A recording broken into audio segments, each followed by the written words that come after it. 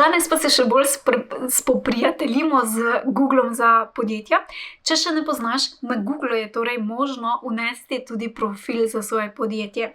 In to seveda, če želimo biti na Googlu prisotni še bolj, je to en učinkoviti način. Zdaj, če že imaš Googlov profil za podjetja, potem je fajn, da ga malo osvežiš, da pogledaš, če še je vse aktualno, če je potrebno kaj posodobiti.